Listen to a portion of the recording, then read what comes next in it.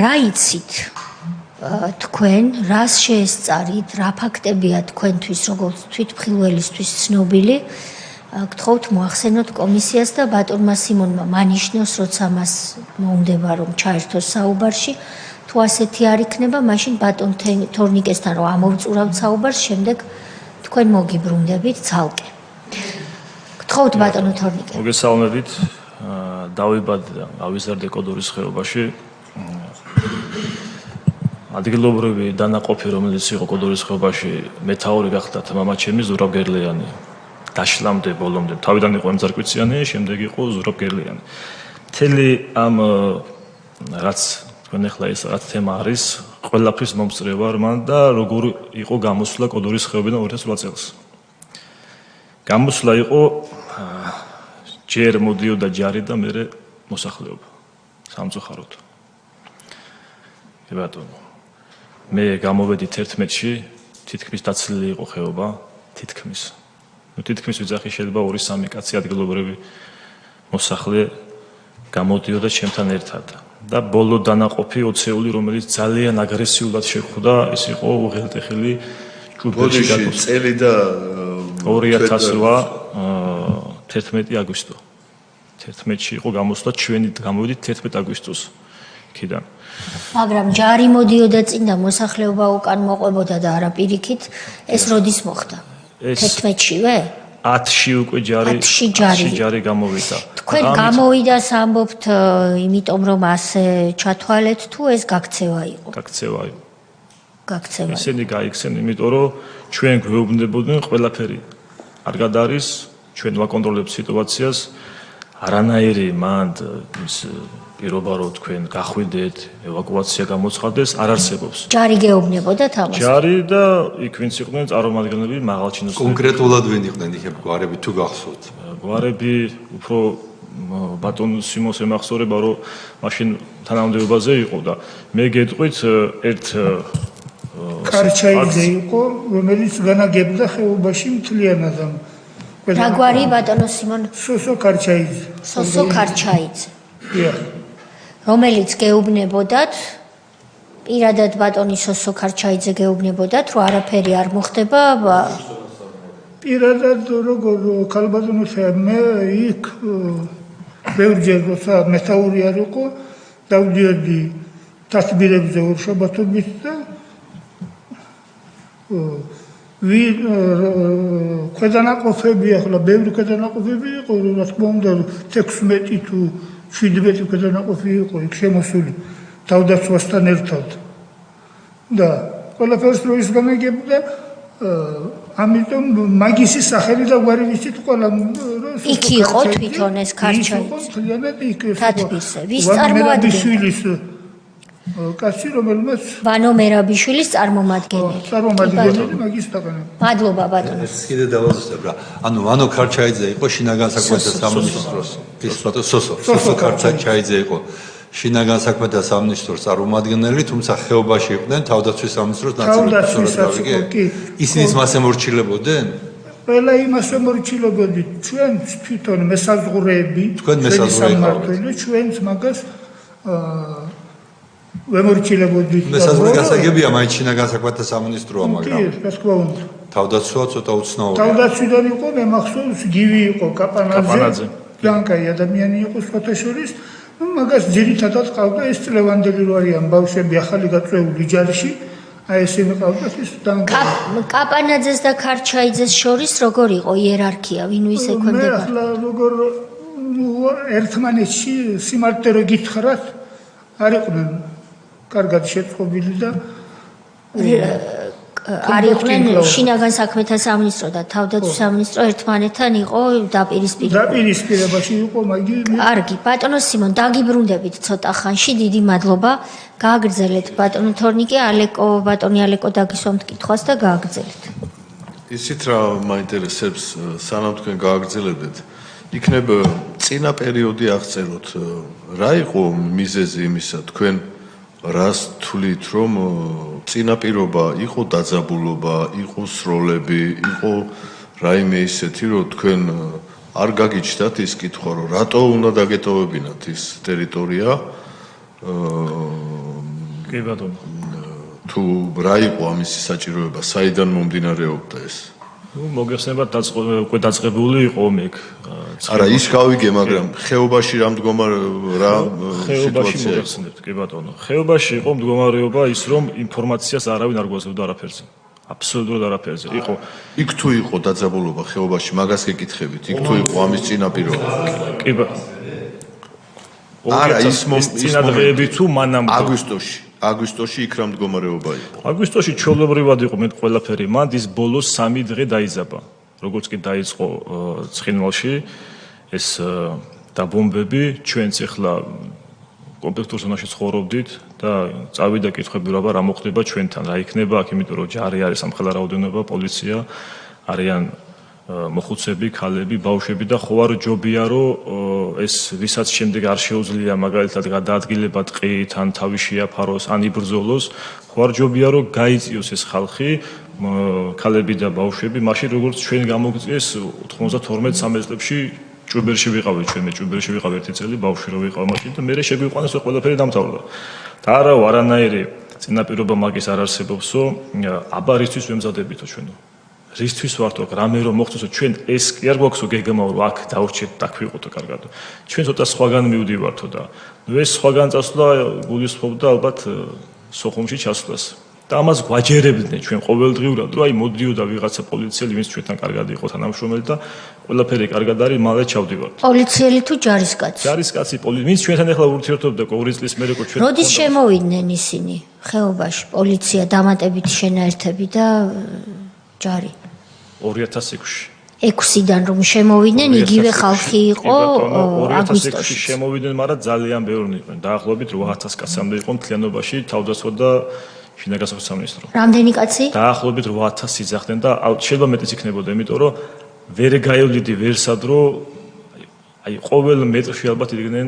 ესე იგი 2006-ში რომ შემოვიდნენ, 2 წელი იქ იდგნენ, თქვენთან ერთად იყვნენ. და აგვისტოს ომამდე წინადღებში არავინ არ დამატებია. ახალი ძალა არ შემოსულა. აგვისტოში უკვე არავინ არ დამატებია, ყველანი იყვნენ თავის იძახდნენ პოზიციებზე ვართო, სიმაღლეები აღებულია.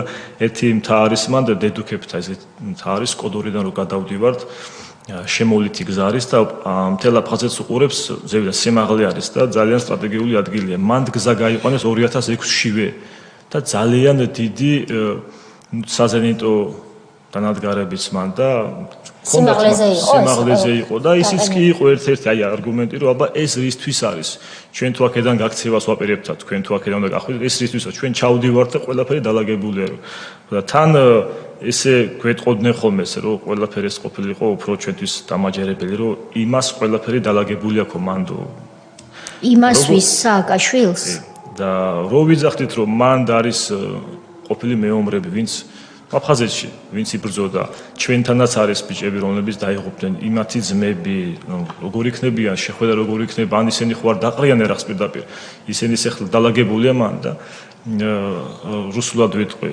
გაცრავად დამთვალე ცოტა წაპერესტრელკება იქნებაო ცოტაო ესეო წაპერესტრელკება რუსულად ვიძახდნენ ხოლმე აი ცოტა წაომება იქნება და მე ყველაფერი დალაგებულია და შევდივართო რა და აი რო დაიწყო ცხინვალში ამბები აი მაშინ კიდევ უფრო გეუბნებიან აი უკვე ცხინვალში არიან ჩვენები შესული თქვენ კიდე არ გჯერათო ვეხლა ჩვენ იქ ჩავდი ეხლა მორჩებაო მანდ ეს 2 დღეში ყველაფერი დალაგდება უკვე ცხინვალში შესულები არიანო ბიჭებიო და ნაყოფ ხო არ გჯეროდა თუ აქამდეო ეხლა მე ჩავდივართ უკვე სოხუმში ეს ხდება 8-ში 9-ში ეს საუბრები კი ბატონო 9-ში იყო კოდორის ხეობაში ერთ-ერთი ჩებინათესავი ქალბატონის დაკრძალვა იყო და ძალიან პატივსაცემი ოჯახი არის, წიფიანების ოჯახი არის და მთელი ხეობა იყო მანდ კოდორის ხეობაში.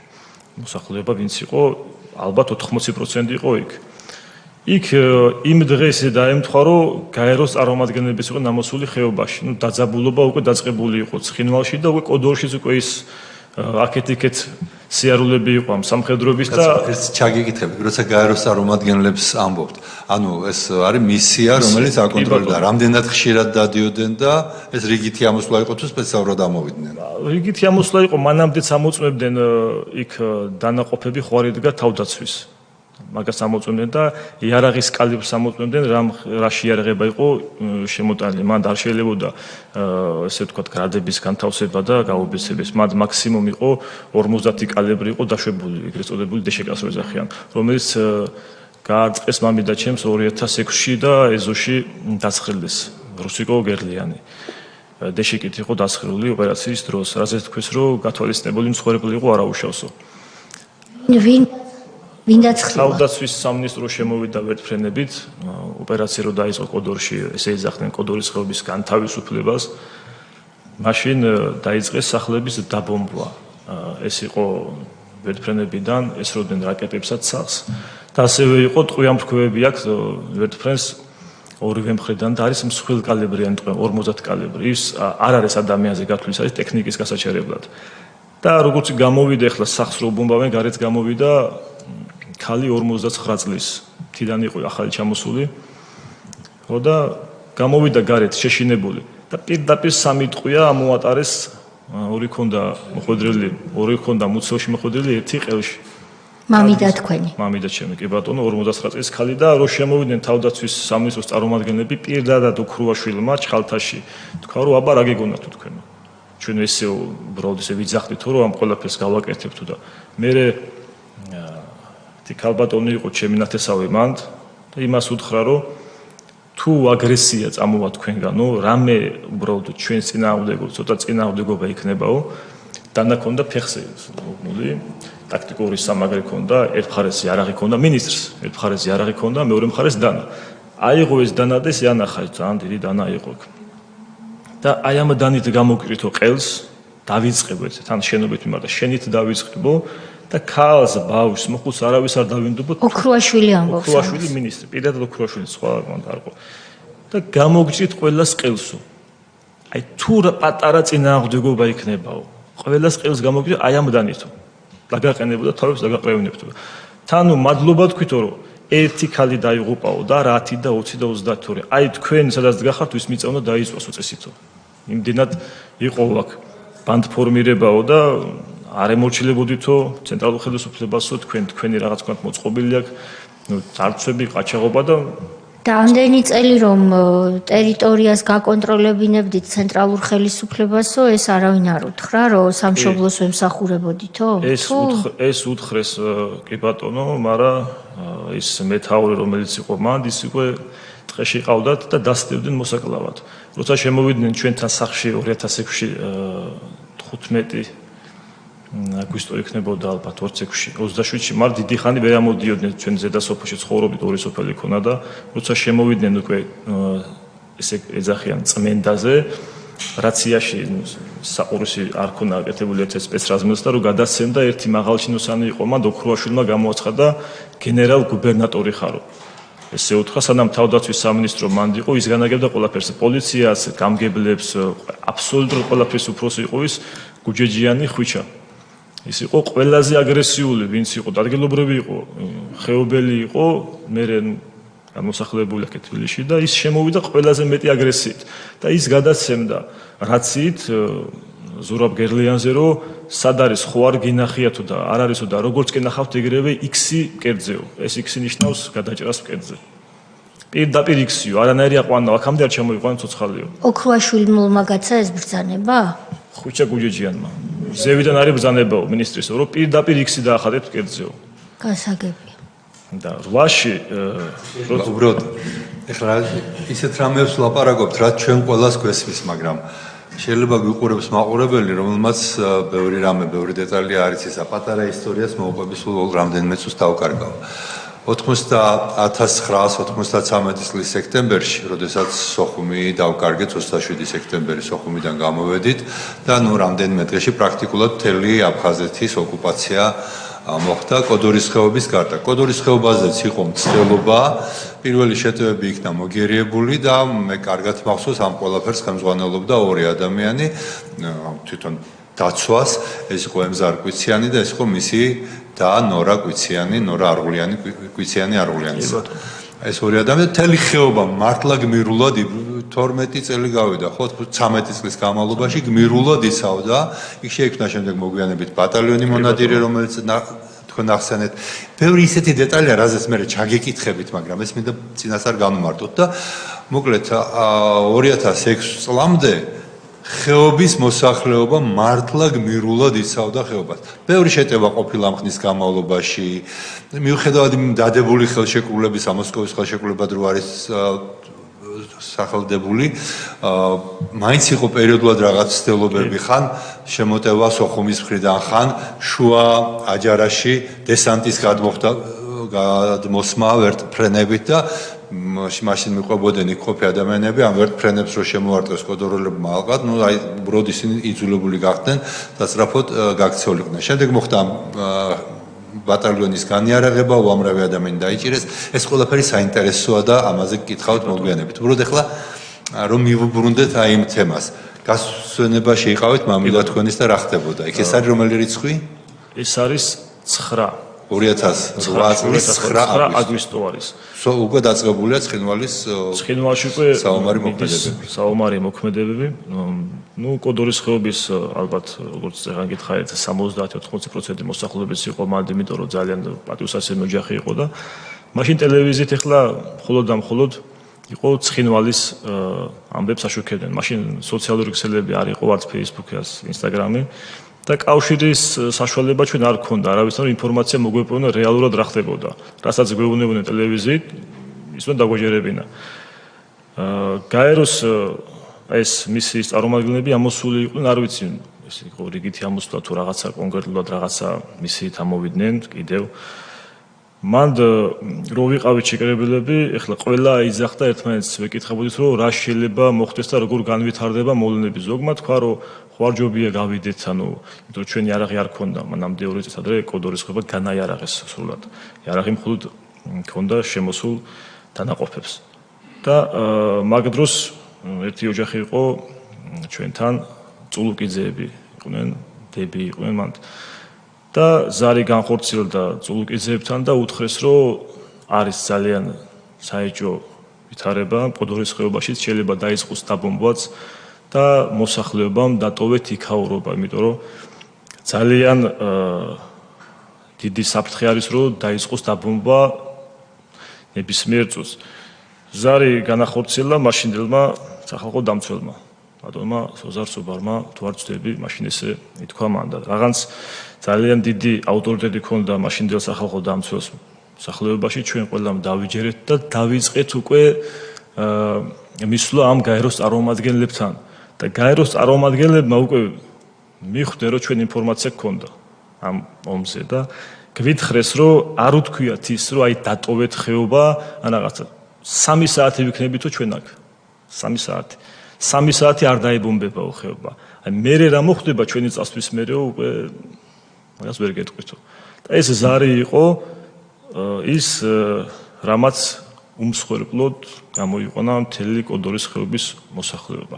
არც ერთი ადამიანი მან არ დაიღუპა. ბატონო თორნიკე, ესე იგი გასვენებაში ხართ ქალბატონი აჟარაში კი ბატონო. წიფიანი აჟარაში. კი ბატონო. იყო დასვენებული და იქ განხორციელდა სახალხო დამცველი ზარი.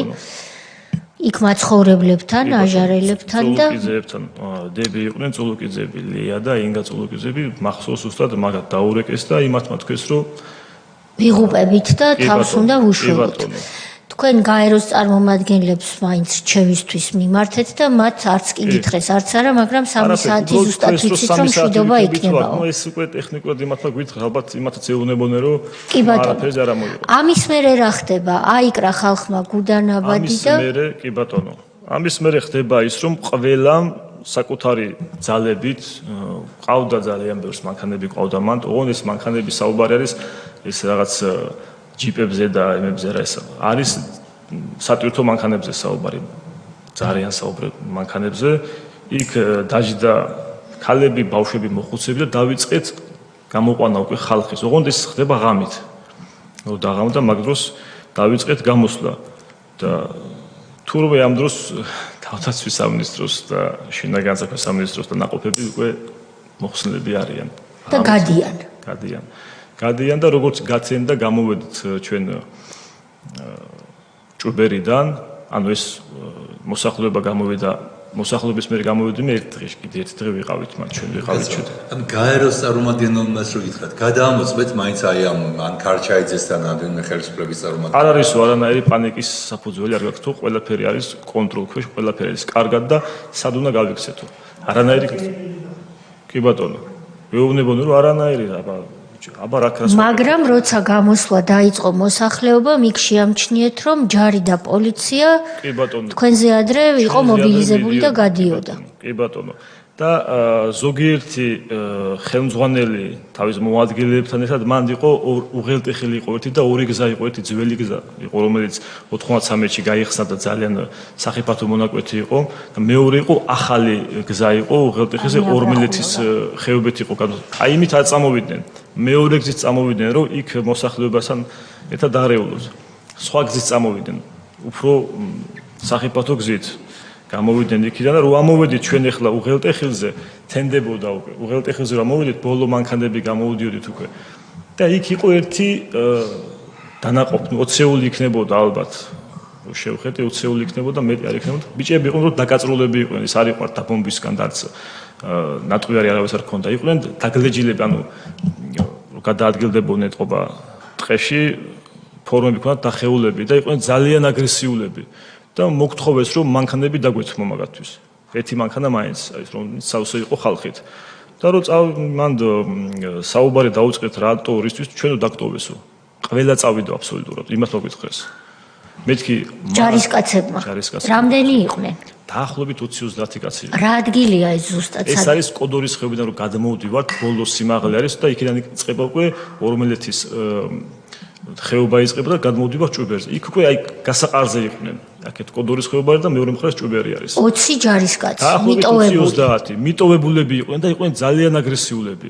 და რო უთხარით რომ რას ქვია, სად მიდიხართ იქ თქვენი ბიჭები ხომ ანდარიანი იბრძვიან და რა ჩვენი ბიჭები არიან, ყველა წასული აბსოლუტურად. ჩვენა ვართ ბოლო 20-ი, მეც უმანქანოდ დაგტოვესო. არაფერი ჩვენ არ გვაქვს, არც საჭმელი, არც მანქანა, არც აფერი. რაც ჰქონდა ტანზე განდიოთვი ჟილეტებში, ტყუია წამალი და იარაღი, იმის ამარა იყვნენ. სხვა არაფერი და ჩვენ გამოყვნენ. ზოგი სად მოთავს და ეხა 4-5 მანქანა. თქვენ გამოიყვანეთ ჯარისკაცები. კი ბატონო, ჩვენ გამოიყვანეთ და იქ ისეთ შევამჩნიე, იქ თვითონ ხეობაში რობოკოპის ისინიც ეგდომა არ ვიცი ხეობაში რობოკოპი რისთვის ჭირდებოდა და არ ვიცი, მაგრამ რობოკოპის კი იყო მან და ჟილეტები ქონდათ და ჯაუშანი ამ რობოკოპის და ფარებიც იქვე ეყარა იქ პოლიციის წინ. და ერთი მოსახლე იყო ჩვენთან, რომელიც ცხოვრობდა აფხაზეთიდან რომ მოვდივართ, სოფელი ქვაბჩარარი პირველი სოფელი. და აქ საზღვართან ცხოვრობდა. ჯერ იყო პოზიციები ჩვენი, სადაც იდგა თავდაცვის სამინისტრო და შინაგან საქმეთა სამინისტრო, შემდეგ იყო ერთი წერედენების ოჯახი იყო და მეორე იყო ჩხეტიანების ოჯახი, სოსო ჩხეტიანის ოჯახი იყო და მაგისი ძმა იყო თემურ ჩხეტიანი, ცხოვრობდა იქ. დედამისი იყო 90 წლის ქალბატონი იყო.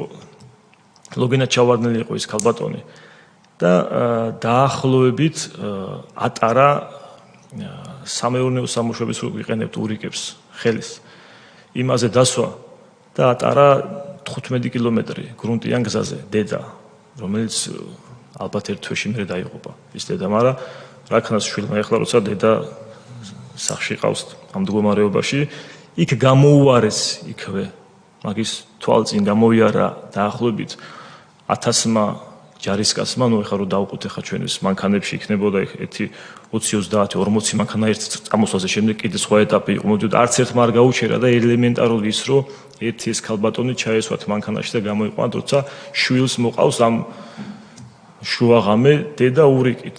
და ის ქალბატონი გათიშულ მდგომარეობაში იყო. არ იყო გონზე ის ქალბატონი, მაგრამ ხა დედას ვერ დატოვებ რა მდგომარეობაში კი დაიყოს და რა ასაკის კი დაიყოს. და წამოიყვანა ქვაბჩარიდან ზემო აჟარამდე 15 კილომეტრი არის. მაგრამ დაათენდა იმას და მე უკვე დაწყებული იყო ის დაბომბები და მე ერთ-ერთმა ხეობელმა კიდე კარგი რომ გვიან დაიწყო გამოსვლა და იმათმა გამოიყვანეს. დაბომბები როდის დაიწყო? დაბომბები როგორც კი გაეროს წარმომადგენლები წავიდნენ, 9-ში ღამით უკვე დაიწყო დაბომბები. ღამით რა იბომბებოდა? საცხოვრებელი სახლები, პოზიციები თუ რა? არც ერთი არ დაიბომბა. არც ერთი საცხოვრებელი სახლი ურტყავდნენ კოდორის ხეობის შემოგარენს.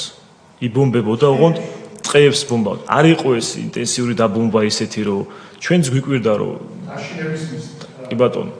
გზა, რომელიც ჩვენ უნდა გამოგვეულოთ ჭუბერამდე, არცად არ ჩაიხერგა, არც დაბომბვით, არც პირველ რიგში თუ მაგათ აწყობდა ჩვენი იქ დატოვება ან ჩვენი დახოცვა, პირველი გზას ჩაჭრიდნენ დაბომბებით, მან ერთი ჭურვი ჭირდება, მეტი არაფერი და მოხდებოდა უკვე ჩვენი შეჩერება მან. სხვა არაფერი მან პრობლემა არ იყო ჩვენი გაჩერების. ჩვეულებრივად გამოვედით მშვიდობიანად. უბრალოდ ერთი ის იყო, რომ მივედით ჩვენ პოლიციის შენობასთან, მან იყვნენ, მან ვერ გაარჩევდი, ვინ იყო თავდასხმა, ვინ იყო პოლიცია. ვინ იჭერდა ადამიანს, ვის შეზღუდა ჭერა, არანაირი ოქმი არ დგებოდა მაშინ 6-ში და 7-ში და 8-ში. იჭერდა ნებისმიერი ფორმიანი მოდიოდა, ნებისმიერს იჭერდა. აკავებდა და მე ალბათ გადასცემდა პოლიციას. რომ მივედით და ვთხოვეთ, რომ აი კი ბატონო, მანქანები არ გამოყავით, გასაგები არის, კამაზები იდგა, ახალ-ახალი კამაზები იყო, ვილისები იყო და ტოიოტას პიკაპები იყო. ამათ არ გვაძლევთ, მაგრამ იქნება საწვავი მაინც მოგცეთო და არც საწვავზე გრამის საწვავი. რა ამბავს ყვებით ახლა? 8-ში რომ გამოვიდოდით, ვთხოვეთ ჩვენ რომ საწვავით იქნება. სანამ დაიძრებოდით. კი ბატონო, არ იყო საწვავი ახლა. ბენზინ გასამართი სადგურები არ იყო კოდორის ხეობაში და ესე რაც შემოგვიდგა. ესე იგი არამს თუ დაგამშვიდეს, რომ არაფერი არ ხდებაო. არაფერი არ მოგცეს, კი ბატონო. არაფერი არ საწვავიც არ მოგცეს. არც საწვავი არ მოგცეს და მერე იყო რომ გამოვდიოდით ერთ-ერთმა მოსახლემ რომ გამოდიოდა რაღაცას დაეჯახა მანქანით გადაიარა და საბურავი გაუსკდა. ეს არის ძველ რუსულ წარმოების მანქანაზე საუბარი ვილისზე. და საბურავი გაუსკდა და მანამდე შეამჩნია რომ მოდიოდა პოლიციის მანქანა იყო ამოტრიალებული დაახლოებით 10 კილომეტრი სანამ აქამდე გამოვიდა. წავიდა და საბურავი მოხსნა რომ თავის მანქანას დაეყენებინა იმ ამოტრიალებულ ვილისს. და საბურავი წამოიღო ხელით იქიდან, რომ 5 თუ 6 ადამიანი ყავდა მანქანაში, ისინი გამოიყვანა იმ საბურავის ჭუბერში დაიჭირეს, რომ როგორ შეეხე პოლიციის ქონებას. ჭუბერში დაიჭირეს და ძალიან დიდი საჩელის მიიღო მაღაზია. გვარი და სახელი ვინც დააკავეს იმ პირის ვინც დააკავეს გვარი და სახელი მე არ მახსოვს, იმიტომ რომ ის იყო შემოსული მამა ნიკოლოსთან ცხოვრობდა გუსიანთან. მსახურობდა ეკლესიაში იყო მან და იქ მსახურობდა, უბრალოდ გვარი და სახელი არ მახსოვს, ადგილობრივი არ იყო. შემოსული იყო და ერთი წელი ცხოვრობდა მან და როცა მოხდა ეს ფაქტი, რომ საბურავი არ იყო, იქ იყო მანქანა ერთი ამოტრიალებულიო და იქიდან წამოვიღებო. იმას მოხსნა და გამოიყენა. სიცოცხლის გადარჩენის მიზნით. რომელიც დარჩათ მე სოხო აფხაზებს დარჩათ ის მანქანა, თავის საბურავით და თავის ყველაფრით, მაგრამ მოხსნა და რო წამოიღო მაგაზე ძალიან ამბავი იყო, მე ჩვენ გაგვაფრთხილეს კიდევაც, რომ თუ არ ვწები კი, მაგრამ იქ ჭუბერში ფიზიკურად გაუსწორდნენ ჭუბერში. არა, ის მაინტერესებდა, რომ თუ გაასამართლეს მეთქი ამ თემაზე. ფიზიკურად გაუსწორდნენ თუ არ ვწები გაასამართლეს, მაგრამ თან იქ დააკავეს, ჭუბერში დააკავეს და კიდე ჩვენ ბარგს გვისინჯავდნენ იქ, რომ რამე ხო არ წამოვიღეთ ადმინისტრაციულ შენობებში, რამე ხო არ ძალიან ბევრი კომპიუტერი იყო და რაღაც. ვის ქონდა იმის თავი, ჩვენ ქონებას ტოვებდით და არ იყო მოსახლეობა ისე, რომ რაღაცა გვაკლდა ჩვენ მან. ცხოვრობდით ისე ნორმალურად, ჩვენ არც არაფერი გვაკლდა და არც არავის არაფერი არ გვჭირდებოდა. ჩვენი ქონება დავტოვეთ ახლა ვიღაცას იმას ხო არ ავიღებდით კომპიუტერს და რაღაც. აი გვეუბნებოდნენ რომ ვიღაცამ ხელი არაფერს არ ახლოს, იმიტომ რომ მიხვდნენ ჩვენ უკვე გავდიოდით, ინფორმაცია მივიღეთ და ის ჩაუვარდათ ეს ოპერაცია, რომ ჩვენ ყოფილიყავით, გადაეცათ ჩვენიანად ეს კოდურის ხება, მერე უკვე აგრესია იყო. და გაგვაფრთხილეს, რომ არანაირი საწვავი, არანაირი მანქანის იქ ძალიან დიდი ბაზა ჰქონდათ მანქანის ნაწილების. ნებისმიერ დროს შეგეძლო მისვლა და 10 მანქანას ააწყობდი. აი თქვათ, რომ აი თუ იმეს გიჭირთ რაღაცა, მაინც უტოვებთ ხეობას და ნაწილებიც გვაქვს, მანქანების გვყავს, ზეთი, საწვავი, მაგრამ არაფერი, ყველაფერი აგვიკრძალეს აბსოლუტურად. და ხედავდით, როგორ ეყარა იარაღი უკვე აჟარაშიც, გენწვისშიც, საკენშიც. დაუტოვეს ოკუპანტს. ყველაფერი და ხალხს არ გამოაყენებინეს. ბატონო თორნიკე, ბატონო თეგის ბძანეთ. ესე იგი იმას ამბობ თქვენ, რომ არათუ ევაკუაციაში არ შეგიწყეს ხელი. თქვენი ძალებით რო გამოდიოდით, იმაშიც ხელს გიშლიდეთ. კი ბატონო, ხელს გვიშლიდნენ. ეთოცეული კი ბატონო, აგრესიული იყო, მაგრამ თვითონ იქაც ხეობაშიც ხელს გვიშლიდნენ. ერთადერთი ვინც იყო ადგილობრივი ხელისუფლების წარმომადგენლების გამგებელი, საკრებულოს თავმჯდომარე, ვინც მობილიზება გააკეთა მერე და იმათ ახლა არაფერი რესურსი არ ქონდათ, არც საწვავის და არც მანქანების. 4-5 მანქანა ყავდათ სულ, ეს ვილისებზე საუბარი და მაქსიმუმ 20 კაცი და 30 წამოიყვანა იმით. ბატონო თორნიკე, თქვენ საგანგაშო რამ ბრძანეთ, თქვენ თქვით, რომ ჩაუვარდა ხელისუფლებას ოპერაცია, რომ ჩვენიანად გადაეცათ ოკუპანტის სახელმწიფოსთვის კოდორის ხეობაო. რას გულისხმობდით, რა ოპერაცია იყო? თქვენ თქვით, რომ ეს განზრახდებოდა? კი ბატონო, როგორც სახალხო დამცველმა განახორციელა ზარი, ხო შეეძლო რომ იქ ვიყავით, იქ ზარით მივიღეთ ინფორმაცია, რომ შემოსული იყო ერთი ადამიანი იქ დაკრძალვაზე, სადაც 80% ვიყავით ხეობის და ითქვა, რომ დაიცალეთ, რაღაცა არ ხდება ისეთი, არ არის ვითარება ჯანსაღი, შეგიძლიათ გახვიდეთ 2-3 დღით მაინც და მერე თუ დალაგდა დასტაბილურდა, ისევ შემოხვალთ. პირიქით გვეუბნებოდნენ, რომ არავით არ გასწო, ყველაფერი კარგად არის. კონტროლქვეშაა სიტუაცია, ჩვენ ვაკონტროლეთ, აბა რისთვის გვინდა ეს ყველაფერი აქ, რაც აქამდე ვაწყობდითო. აი დედუქებთან რო ვახსენეთ, ზეღან ის სიმაღლის დაკავება, იმ ხელა იარაღის ატანამანდ მარუხში მოაწყეს ასაფრენი ზოლი. ამით გვაჯერებდნენ ჩვენ, რომ არის ყველაფერი კარგად, რომ აი ნელ-ნელა ჩვენ ვიბრუნებთ აფხაზეთს. მიზანი რა უნდა ყოფილიყო თქვენი აზრით, რომ განაიარაღე მოსახლეობა, რომელიც ერთგულებდა სამშობლოს და იცავდა ტერიტორიას? ჩაბარება, ბოლოს რაც მოხდა, ძალიან მაგრამ ხალხიანად ჩაბარება რა უნდა ყოფილიყო ეს, რა პროექტი უნდა ყოფილიყო? როგორც გორში გააკეთეს, გორს არ ბომბავდნენ, მანამ სანამ კორპუსებში არ ჩააყენეს გრადი და იქიდან არ ესროლეს. წერტილი მისცეს, სასეცხრე წერტილი და მაშინ დაარტყეს კორპუსებს. გორშიც მსხვერპლი უნდა ყოფილიყო დიდი. მსხვერპლი. გორში არავინ არ ბომბავდა გორს, სანამ კორპუსებში არ შეიყვანეს გრადი, იქიდან ცეცხლი არ გახსნეს და მე ახლა როცა იბომბება ის გრადი შახმატურად ურტყავს, ხან კორპუსს მოხდება, ხან სასეცხრე წერტილს. ეს იყო სხვა არაფერი. მსხვერპლი უნდა ყოფილიყო. თქვენ თვლით, რომ სააკაშვილის მიზანი იყო, რაც შეიძლება მეტი მსხვერპლი მშვიდობიან მოსახლეობაში? კი ბატონო და ალბათ ახლა მე არ ვიცი რა მიზანი იყო, მაგრამ მე როგორც აქ კონცერტი გაიმართა, დაღუპული ბიჭები იქ იყვნენ, ჯერ კიდევ მიწას მიბარებულები არ იყვნენ და აქ კონცერტი იყო, ალბათ საკონცერტო იქნებოდა ჩვენი დაღუპვაც აქ. ერთ-ერთი მიზეზი იქნებოდა ესეც. ასევე იყო ექვშიც გათვალისწინებული არის ეს მსხვერპლი ოპერაცია რომ ტარდებაო, ჩვენ ქრუაშვილმა გითხრა ეს, მამედა ჩემი რომ მოკლა 3 წყვით. ჯერ არის შეიძლება ადამიანი დაიღუპოს რაღაცა და კი ბატონო, მაგრამ საზარბაზნე ხორცად რო გახდი და ესური ტექნიკაზე სასრულ ტყვიას რო ესური, ტექნიკაზე სასრულ. ეს არის დეშეკა, საშინელი იარაღი არის. 3 ტყვია გაარტყეს, ალბათ ხალხს ერთი ტყვია ვერ ყოფნიდა და 3 ტყვია გაარტყეს და იმ მამედა ჩემის შვილი გენორ გუგუსიანი 16 წლიდან იბრძოდა აფხაზეთში, 16 წლიდან და დაკარგა ფეხი აფხაზეთში. იმ ბატონებთან ერთად იყო და გმირი შვილის დედა საკუთარი სახლის კიბეებზე ჩასხრილეს და გითხრეს რომ ეს გათვალისწინებული არის ამ ხელა ოპერაციების დროს. თქვენ მადლობა გითხარითო რომ 10 და 20 ესეთი ფაქტი არ მოხდა ვახტური. თქვენ სადაც მაშინ არველაძე იყო იმედზე რომ გამოვიდა კოდორის ხეობა სადაც მიწაუდგა ის მიწაუნდა დაიწვესო დღეს. ეს ვინ თქვა? არველაძე იყო მაშინ იმედი ის ვინც იყო გიორგი არველაძე 2006-ში რო იწყებოდა ოპერაცია შემოსვლა მაშინ თქვა დილით გამოვიდა ტელევიზიით და თქვა იქნება ჩანაწერი არქივში ყველა ვარიანტი თქვა რომ კოდორის ხეობაში სადაც მიწაზე ფეხი უდგათ კოდორის ხეობელებს ის მიწა უნდა დაიწოს დღეს. იყო ესეთი რაღაცა და არის და რაღაცა არ მახსოვს ის მართლა თუ ეგეთი რამე ამოსაღებია. კი ბატონო, არის ამოსაღება ის იმედზე იყო ეს. კი. კი ბატონო, თუ არ გვახსოვს ჩვენ კოდორის ხეობელებს ყველაფერი სამწუხაროდ ისეთი რაღაცები ხდებოდა რომ ვერ დავივიწყებთ, თორემ კარგია რომ დაგვავიწყდეს, მაგრამ ვერ ვივიწყებთ. ჩვენ აქ ყავდა ბატონი ზაზა გოგავა, მაშინდელი თავდაცვის შტაბის გენერალური შტაბის ხელმძღვანელი გენერალი, რომელმაც თქვა რომ ვერ მოვიცალე რომ კოდორის ხეობელება გამეფრთხილებინაო. ეს დანაშაულია რომ ვერ მოიცალა ადამიანს რომელსაც ევალებოდა.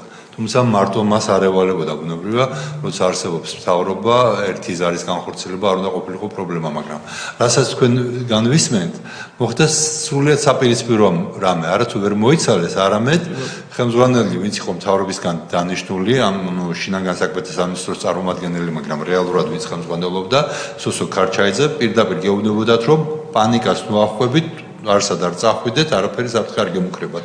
სწორად გავიგე? ყველაფერი არის კარგად. ყველაფერი მიდის, როგორც ახლა გეგმის მიხედვით, რომ ჩვენ ეხლა იქ მოურჩებით საქმეს, იქ იგულისხმებოდა ცხინვალი, იქ მოურჩებით საქმეს, ხო ხედავთ რომ ან ერთი პერიოდი იყო რომ ცხინვალში ჩვენები შევიდნენ ქალაქში ბოლომდე. აი, შესულები არიან ქალაქში. ხო არ გჯეროდათ რომ ყველაფერი კარგად იქნებოდა. ეხლა ჩავდივართ უკვე 2-3 დღის მერე ჩავალთ უკვე აფხაზეთში. აი ქალბატონო თეა, უბრალოდ მე მინდა მაინც რამდენიმე კითხვა 2006 წელზე დავსვათ, ძალიან საინტერესო რამებს ყვება, მაგრამ მანამდე იქნებ ბატონ სიმონ გასვიანს ვთხოვოთ, რომელიც მაშინ იყო თუ სწორად ვიცი, სასაზღვრო მესაზღვრეების ხელმძღვანელი იქ. როგორ ერთად თქვენ ზუსტად ერთი წუთით ამის მაცალეთ ბატონო სიმონ ერთი წუთით. მე ვიცი რომ ბატონ თორნიკეს ეჩქარება 12 საათზე უნდა იყოს სამსახურში. ამიტომ თქვენ რამდენი დრო გაქვთ რომ ხო არ ამოვწუროთ ბატონ თორნიკეს? მაშინ რომ გავენთავისუფლეთ დღეს ბოლომდე. გაქვთ ერთი 20 წუთი კიდევ 9 საათი. კარგი, მაშინ მივყვეთ ბატონის ოზარის იდეას და ბატონ სიმონს ვთხოვოთ, კითხვა იყო სად მუშაობდით? 2008 წელი რომ ამოვწუროთ. 2008 წელს სასაზღვრო პოლიციაში სამმართველოს უფროსის მოადგილე ვიყავი საზღვრის დაცვის დარგში. კი ბატონო. ორშაბათის თათბირები რომ ახსენეთ, იქნებ საზოგადოებას აუხსნათ, რა თათბირი იყო ეს? ორშაბათობით რა თათბირი? თათბირი ჩვეულებრივი თათბირები ახლა ამდენი სტრუქტურა რო იყო შემოსული, ყოველ ორშაბათს ატარებდა თათბირებს, ეს სოსო ქარჩეიძე. დიახ. უსახავდა გეგმებს ახლა ახალი არაფერი არ იყო, ერთი და იგივე ყოველ იმაზე და ერთ-ერთ თათბირზე როცა შეკითხვები გააქვთ რამე და შევეკითხე ევაკუაციის გეგმა თუ გაქვთ მეთქი ბატონო სოსო გაეჩინან და შენ საზღვარს მიხედავ და ჩვენ ევაკუაციის გეგმა გვაქვს თუ არა ის არ არის შენი საქმე. რატომ გაგიჩნდათ ეს კითხვა ევაკუაციის შესახებ? ევაკუაცია იმიტომ რომ იმდენი იყო ეს შემოსული ერთი კი პირველად როცა შემოვიდნენ ბევრი იყო ეს ჯარისკაცის და ეს შინაგან საქმეთა სამინისტროს წარმომადგენლებმა ერთი 2500 მარტო ჯარისკაცი იყო ხეობაში ადგილობრივი მოსახლეობა და ევაკუაციის გეგმა საომარი ზონა სადაცაა ის კი არა და 5 სართულიან კორპუსებს აქვს ევაკუაციური გეგმისა კონდა გეგმები და ხეობას როგორ არ უნდა ქონოდა აი შეკითხვა იყო ჩემგან ანუ ეს ადამიანი ერთპიროვნულად განაგებდა იქ ყველაფერს და თვითონ რასაც გადაწყვეტდა აი იმას აკეთებდა ის ყოველივე იმას და ბოლოს როდესაც უკვე ხეობიდან გასვლა იყო 2 დღე ისე გავიდა რომ საერთოდ კავშირზე ვერ გავედით არა და მესაზღვრებზე გვყავდა ჩვენ მაროხის პეროვალი დისლოკაციის ადგილიდან რო ჩამოხვიდე ჩვენ სამმართველობიდან 2-3 დღის სასიარულო ეს არის რუსეთთან აი ისინი რომ ჩარჩენილიყვნენ საზღვრებზე მოგვახსნა საზღვრებიდან ეს ხალხი თუ რა გაგვეკეთები და აი საამისო დრო მაგასთან დაგველაპარაკებინა მაგაზე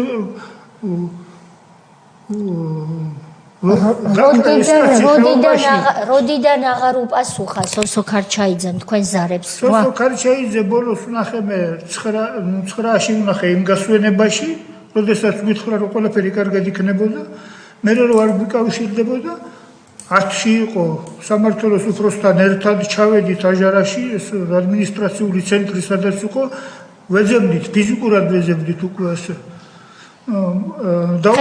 უკან ვერსად რო ვერ ვნახეთ სოფელი გენწვიში არის ამ გენწვიში ვნახეთ გზიდან 150 მეტრში ერთი 20 კაცის გარემოსვაში იყო და იგი არის სოსო და გავაჩერეთ მანქანა ნუ ასლა გვინდა და ისე 5 თუ 6 თითფრინავი გადმოფრინდა მოზდოკიდან ხომ უფრინდნენ და ხეობაზე გადმოდიოდნენ ეს თითფრინავები ესენი ამასი ხმაროდ დაინახეს და ესე რომ დაინახნენ გაიქცნენ ამ ტყეში ახლა დევნას ვარ დავწყებდით იმ ტყეში იმას და მის მერე 6 წლის მერე ვნახე აგერ პეპელაზე ეს კაცი პეპელაზე ნახეთ ხო საერთოდ არ გამოვიდა ჩვენთან კავშირს მე ჩვენი ძალები ჩვენი შეარაღება რაც იყო სასაზღვრო პეპელაზე რომ თბილისში ის ხალხი მოუხსენით ის 6 წლის მერე თბილისში წააწყდით ხო 6 წლის მერე თბილისში პეპელაზე ვნახე პარადის იბარებდა თუ რაღაცა იმას რას იბარებდა ჯარისკაცებს ამზადებდა ალუღმისთვის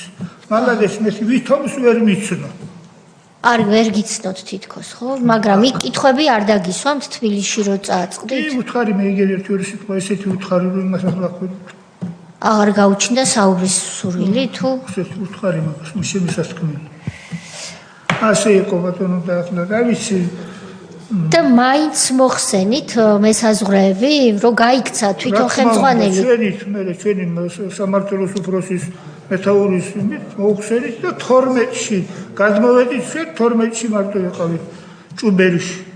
რაც შეეხება მაგას ქვედანაყოფებს, ისინი ყველას კარგად მოეხსენება იქიდან როგორ გამოვიდნენ, ბავშვები ყავდათ, წლევანდელები მიტოვებული იყვნენ, რა თქმა უნდა, მეთაურების ვერესები, ძირითადად უფროსები ვინც იყვნენ, ახალგაზრდა ოფიცრები ყავდათ იმ წლევანდელებს ეს რა. და ატარეს უშგულით და იმით და ქუთაისში ჩამოიყვანეს ეს ბავშვები. ეს ქალბატონოთე ეს იყო მიზანმიმართული ოპერაცია იქ შემოსულა ამათი ხეობაში, რომელსაც ჩვენ 15 წელი ვიცავდით, დიდიან პატარიანად, არა აქვს მნიშვნელობა, იარაღი ეჭირა ადამიანს იქ დასაცავად ხეობაში მყოფი ყველა იყო მეომარი. ამას ყველაფერს ხელმძღვანელობდა კვიციანი, რა თქმა უნდა, მაგის მეთაურობით იყო ეს შენახული და ახლა შემოვიდნენ და რო შემოვიდნენ პირველად კი გვეგონა რომ რაღაცა კარგი, რაღაცა აღშენებლობა დაიწყეს, გზების, ყველაფრის. მაგრამ საბოლოოდ დაუტოვეს ყველაფერი იმას. ჩვენთვის არაფერი არ. ეს შეიარაღება. შეიარაღება იმდენი ზიდეს ხეობაში, ბატონოსო და იმდენი შიდა. ერთი წუთით 8000 კაცი იყო ბატონმა თორნიკემ თქვა, მგონი ცოტა ზედმეტია, იმიტომ რომ ჩვენ რაც არა, ის პირველი შემოსვლაზე შეიძლება შემოსვლაზე. მერე 3000 კაცი. 3000 კაციდან 2500-მდე ალბათ დაახლოებით. და შეიარაღება რამდენი ქონდა და რა უხდეს იმ შეიარაღებას? შეიარაღება ალბათ იქ შემოტანილი იყო ერთი 10000 კაცისას და დარჩა 15000-ისაც შეიარაღება. ნუ ახლა ძირითადად ახლა იგერ ტანკები და ბემპები და ეს არ იყო, მაგრამ პიხოტას რა სჭირდება, ეს შეიარაღება მთლიანად შემოტანილი და დასაწყობებული იყო სკოლებში და ის არავის არ გამოუტანია იქიდან. ის კი არა და თვითონაც თქვენდაც ის ვერ გამოიტანეს. შეიძლება გითხრათ. დიდი მადლობა. ეხლა უბრალოდ ცოტა იქით რომ მიუბრუნდეთ. ერთი ძალიან მოკლე ისტორია კი მოვყევი, როგორ ხდებოდა ხეობის დაცვა 1993 წლიდან 2006 წლამდე, როცა ადგილობრივი ხელისუფლება იცავდა ამ ყველაფერს. მაგრამ ამის შემდეგ შემოვიდა იქ საქართველოს ცენტრალური ხელისუფლების, თავდაცვის სამინისტროს, შინაგან საქმეთა სამინისტროს ძალები. ბუნებრივია, ამაში ახლა საწინააღმდეგო ვის რა უნდა კონდეს, თუ კი რაღაც ძალები განთავსდება. მაგრამ ძალიან უცნაური ფრაზა თქვით თქვენ წეღან. კოდორის ხეობის გათავისუფლების ოპერაცია უწოდეთ ამას და ამას რო დავამატოთ კიდევ რაც არველაძის სიტყვები მოიყვანეთ, საერთოდაც წარმოუდგენელია რა გეგმა შეიძლება ქონოდათ, მაგრამ აი ვისგან ათავისუფლებდნენ კოდორის ხეობას? მართლა კითხვა რო ასე დაიცვათ, სააკაშვილი ათავისუფლებს კოდორის ხეობას ვისგან? საქართველოს კონტროლირებადია. იქ ბატალიონი მონადირე არის თავდაცვის სამინისტროს შემადგენლობაში, ყველა მისი ხელმძღვანელი ინიშნება თავდაცვის სამინისტროდან, ხელფასებს იღებენ თავდაცვის სამინისტროდან, იქ არის ადგილობრივი გამგებელი, იქ არის გუბერნატორიც იყო თუ ფუნქციონირებს საავადმყოფო ჩვეულებრივი სახელმწიფო სტრუქტურებია, ყველაფერი არის ცენტრალური ხელისუფლების დაქვემდებარებაში. დაახლოებით აფხაზეთის ტერიტორიის 1/13 თითქმის არის საქართველოს ცენტრალური ხელისუფლების კონტროლის ქვეშ. თან ეს არის პრაქტიკულად შუაგულ აფხაზეთში ცენტრალური ხელისუფლება აკონტროლებს საქართველოს ტერიტორიის მნიშვნელოვან ნაწილს. შესაბამისად, იმის თქმა რომ აფხაზეთი ოკუპირებულია, ვერ იქნებოდა, იმიტომ რომ როცა მე-13 შენ აკონტროლებდა და სტრატეგიულად მნიშვნელოვან ადგილს ძალიან მნიშვნელოვანია. და ამ დროს მოდის ცენტრალური ხელისუფლების წარმომადგენელი და ამბობს, რომ ჩვენ უნდა გავათავისუფლოთ კოდორის ხეობა. რა ხდებოდა, საერთოდ როგორ მოხდა? ბატალიონი მონადირე თუ დარჩა იმის შემდეგ? აი ამ 3000 კაცში იქ რომ შემოიყვანეს მუდმივად რო იყო, რა როლს ასრულებდა ადგილობრივი მოსახლეობა? აი ეს თემები რო ცოტა ფართოდ გაგვიშალოთ. კი ბატონო. გათავისუფლება ხდებოდა ჩვენგან ალბათ მოსახლეობისგან და მეომრებისგან. ბატალიონი მონადირე იყო, თავიდან ძალიან მცირე ჯგუფი იყო, ეს რო შეიქმნა ომის დროს, რო შეიქმნა ბატონმა ემზარკვიციანმა, შემდეგ შტატები გაიზარდა და უკვე იყო ცალკეული ბატალიონი იყო ეს, არ იყო კონკრეტულად რომელიმე ბრიგადაში შემავალი, ცალკეული დანაყოფი იყო ეს სამთო-მსროლელი რაზმი ესე ერქვა და ექვემდებარებოდა პირდაპირ მთავარსარდალს, მაშინდელ მთავარსარდალს და იყო სადღაც 700 კაცზე მეტი ირიცხებოდა რაზმ მონადირეში, მაგრამ აქტიური მებრძოლი იყო 500 კაცი. დანარჩენი ვინც იყო გაფორმებული მან, იყო იმ დაღუპული მეომრების ოჯახის წევრები, შტატები შეიქმნა მან. დაუშვეს მეკავშირის შტატი დაუშვეს იქ არის შტაბში ძალიან ბევრი ეხლაც არის ბუნებრივ ეს აუცილებელია ზურგის სამსახური არსებობს ზურგის სამსახური და ვინც ბრძოლის ველზე დარჩა ის ბიჭები და დაიღუპნენ მან და გბირულად შეწერეს თავის სამშობლოს იმ ოჯახის წევრებს ასე რომ ვთქვათ უპატრონეს ხელმძღვანელებმა და დანიშნეს სამსახურებში შვილები და მეუღლები მაგრამ ისინი არ იყვნენ უბრალოდ აკეთებდნენ თავის საქმეს ყველა და ეს 200 კაცი იყო ის შტაბი ასე რომ ვთქვა და დანარჩენი 500 კაცი აქტიური მებრძოლი იყო. როცა გაუქმდა ბატალიონი მონადირე, იყო ზამთრის პერიოდი. კოდორის ხეობაში თოვლი ჩამოდის. დაახლოებით ნოემბრის მერე თოვლი უკვე არის კოდორის ხეობაში და ძალიან ახლა მეტრ ნახევრამდე აღწევს ხეობაში და უღელტე ხილზე ზოგან სადაც არის ნამქერი არის, იქ არის 10 მეტრამდე. შეუძლებელია მან გადაადგილდეს ტრანსპორტი, სახმელეთო ტრანსპორტი. გამორიცხულია მან იკეტებოდა ხეობა ნოემბერში და მაისამდე ხეობა იყო ჩაკეტილი. იყო მხოლოდ ვერტფრენებით ხდებოდა გადაადგილება ჩვენი თბილისის მიმართულებით. დაურეკეს მეთაურს, მე მახსოვს სახში იყო მაშინ ამაჩემი და დაურეკეს თავდაცვის სამინისტროდან. ელაპარაკა ერთ-ერთი მაღალჩინოსანი, უთხრა რომ ბატალიონი გაუქმებულია, ტელეფონით ეუბნებიან ამას. ბატალიონი გაუქმებულია. უზრუნველყავით იარაღის ჩაბარება, რომ თქვენ ჩაიბარეთ ოფიცრებმა, ხელმძღვანელებმა და შემდეგ ეს შეიარაღება ჩამოვიტანეთ და ჩააბარეთ ვაზიანში. რომ ეს იარაღი უნდა მივიღოთ. რადგან თანხმობა კი ბატონო, გასაგები არის, რომ გაუხარდა კიდევაც მეთაურს, რომ ბატალიონი მეთაური ვინ იყო? ამაჩემი ზურაბ გერლიანი. და თქვა რომ 10 წელი მართლა ხეობას ვერ ტოვებდა. თანამდებობა ჰქონდა ისეთი რომ 10 წელი ხეობიდან არ გამოსულა და ცოტა გადაღლილიც კი იყო ამ ყველაფრით და თქვა რომ ეხლა შემოვა სხვა დანაყოფი აქ დადგებიან ეს პოლიციის რაზმები თავდაცვა შემოვა და ჩვენ მივხედავთ ჩვენ საქმეს. მაგრამ აქ მოხდა ერთი უცნაური რამ. იარაღის ჩაბარება მოთხოვეს 3 დღეში. მაშინ როცა ვერტფრენი არ გამოუყვეს, ვერტფრენები. აქ უკვე იბადება ეჭირო იარაღს მთხოვ ჩამაბარე ვაზიანში, კოდორის ხეობიდან უღელტეხილი ჩაკეტილი არის და არ მიყოფ ტრანსპორტს. და როგორ უნდა ჩაგაბარო? და მეორე დღეს ზარი ისმის რომ თუ 3 დღეში იარაღს არ ჩამაბარებ, გამოცხადებით ბანდ ფორმირება და თქვენ იძახით რომ ვარც იარაღის ჩაბარებაზე.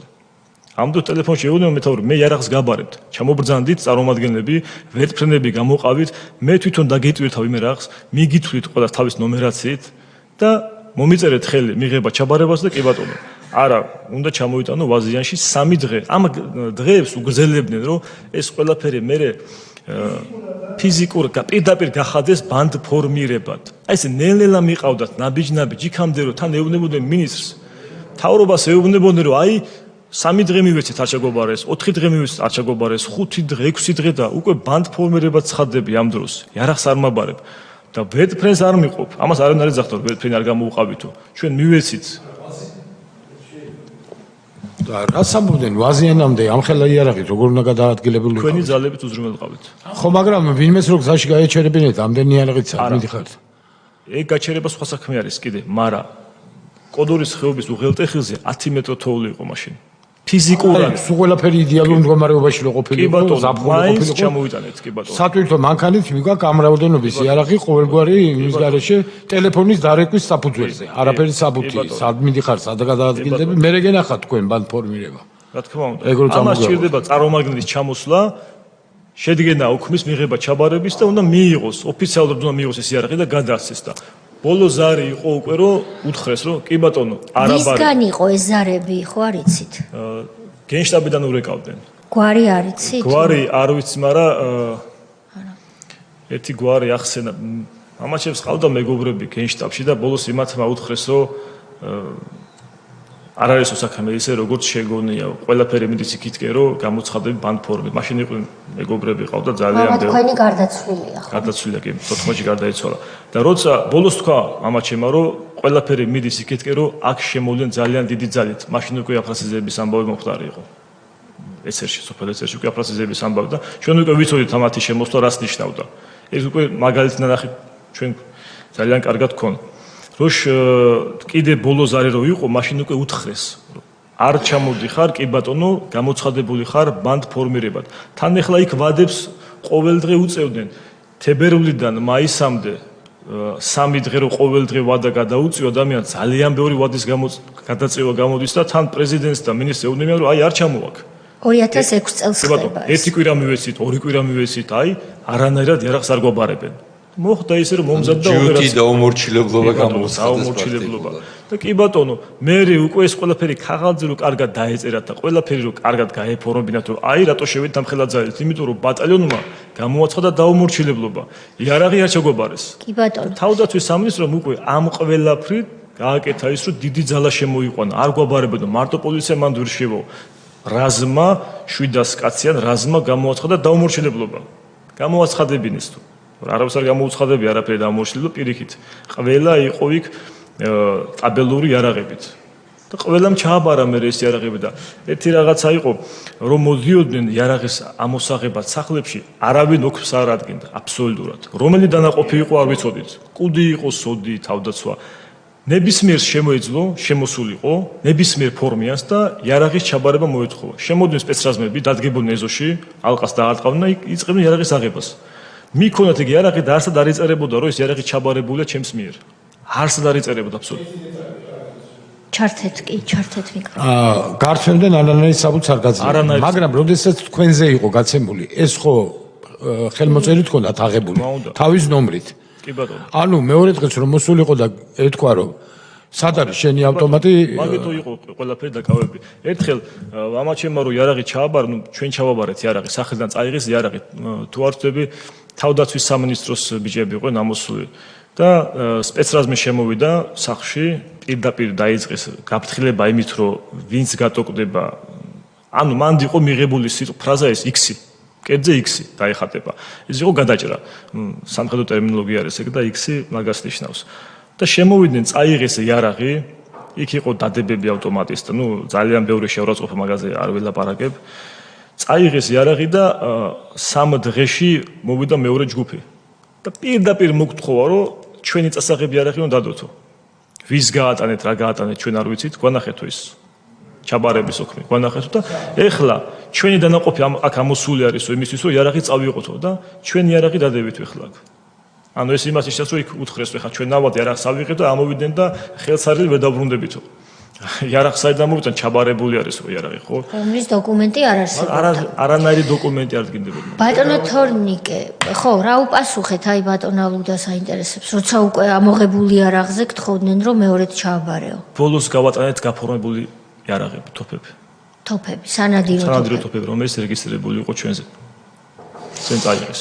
რომ ოღონდაც კი რამე წაეღოთ რომ კარაბინები, ჩოლებრივი სანადირო კარაბინები და ორლულიანი თოფები. ესენი წაიღეს თავის და მერე დაგანებეს თავი. კი ბატონო. ხო, მაგრამ ეგ ხო თქვენი საკუთრებაა. კი ბატონო, მაგრამ მორჩე ეგ წაიღეს.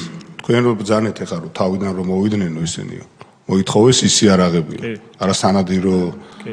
ანუ საზოგადოებამ რო გაიგოს სანადირო თოფს არ აქვს შესაბამისი. ხო. ხრახლი რულა არ აქვს. ანუ ძალიან მარტივი არის რომ მოვიდეს გაარჩევს ელემენტარული სპეციალისტი ამას.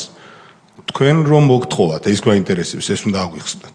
შეიძლება ისე ლაგარდკაც გაატანენ და წავიდნენ გასაგებია, მაგრამ აი თავიდან რომ მოვიდნენ და რაც მოითხოვეს. არ აინტერესებდათ. თავარი იარაღი იყოს და დიდი რაოდენობა იყოს და ვაზნები იყოს. ძალიან ბევრი ის უნდა იყოს რომ ჩავალთო.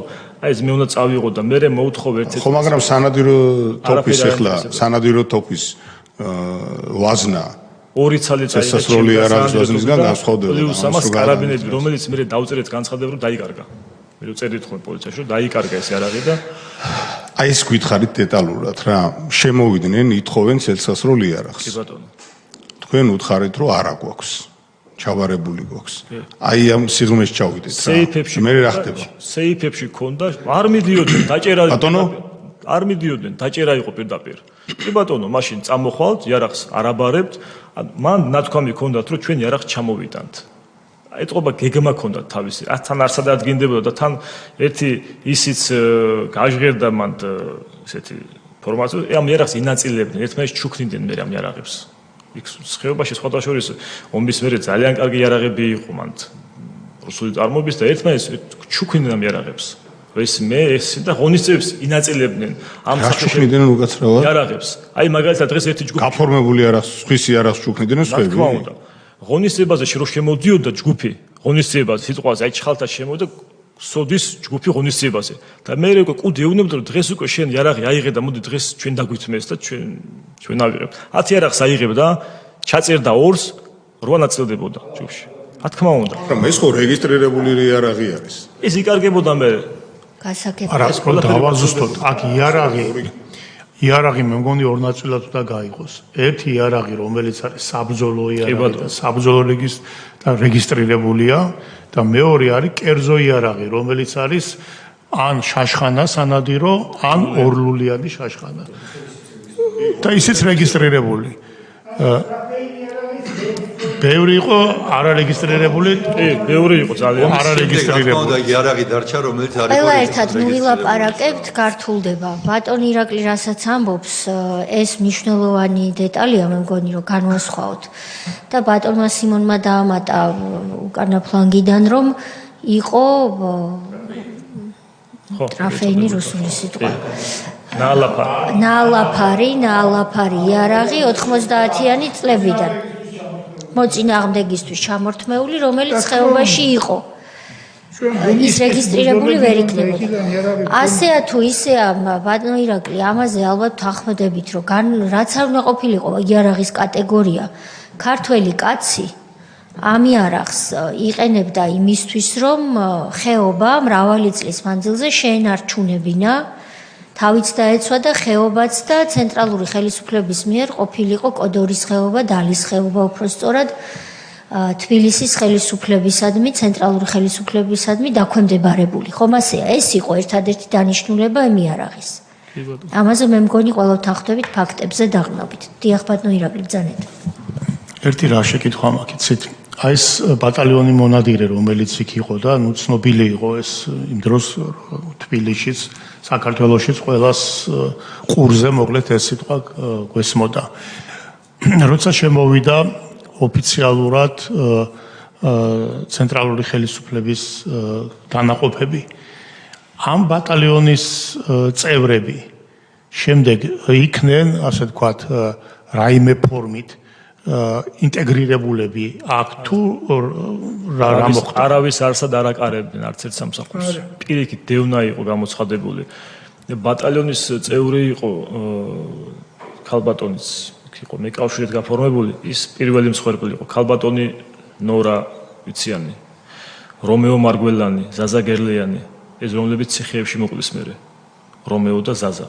ესენი დედიკაცი დაიჭირეს სულ აი ამ ბატალიონი განაიარაღეს და დაიწყო დაჭერები. მან დაჭერები მარტო 2006 წლის აგვისტოში, ივლისში არ მოხდა. მე გრძელდებოდა, მაგრამ იმ დღეებში 10-15 კაცი დაიჭირეს, რომლისგანაც ორი კაცი ციხეში მოკლეს, ზაზა გერლიანი და რომეო მარგველანი. რომეო მარგველანი დაიჭირეს აგვისტოში.